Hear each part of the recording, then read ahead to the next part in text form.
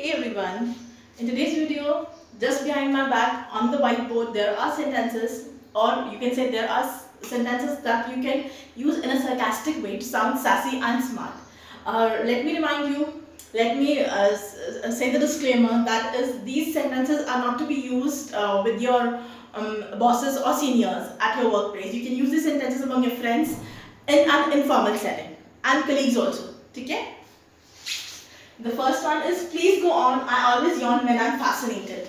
ठीक है, ये सेंटेंस आप तब इस्तेमाल कर सकते हैं जब आप किसी से बात कर रहे हैं and you are really not into the conversation.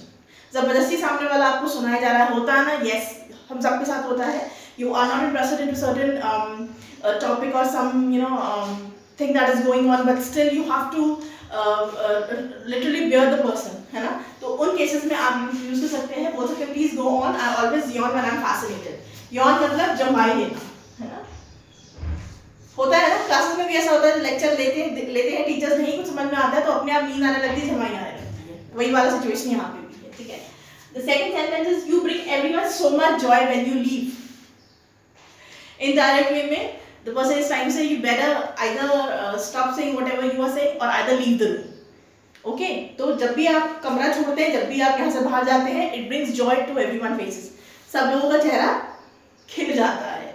Alright, the third one is this one is I find it very fascinating. The third one is if I had a rupee for every smart thing you said I'd be broke. ठीक है, broke मतलब कंगाल होना. ठीक है, videos में जाइए, मैंने बहुत बार इसका मतलब बताया है. ब्रोक मीन्स कंगाल होना, एक भी रुपया ना होना.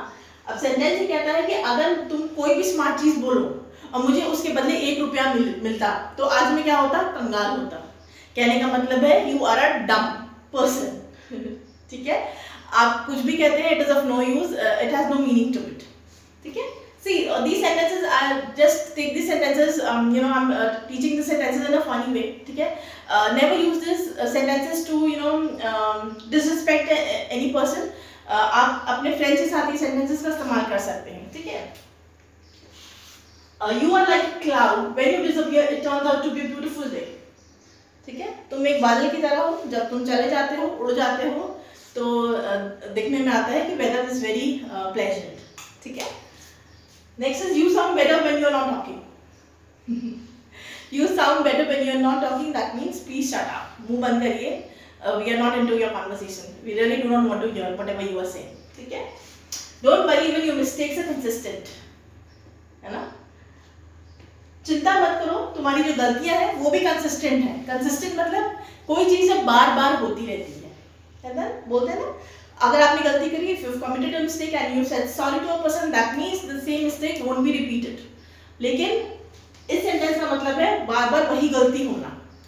Let me give an example. अगर इससे कोई इंसान है, वो रोज ऑफिस लेट आता है ना, रोज ऑफिस लेट आता है, every day he or she has some excuse. So what he is doing, और गलतियां भी करता रहता है, तो उसकी जो mistakes है what are they are consistent. ठीक है.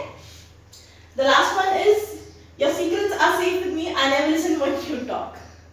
चिंता मत करो, तुम्हारे जो खुफिया राज हैं, जो तुम्हारी सीक्रेट टॉक्स हैं, they are safe with me because I hardly hear when you are talking. मैं सुनता ही नहीं हूँ जब तुम बात करते हो.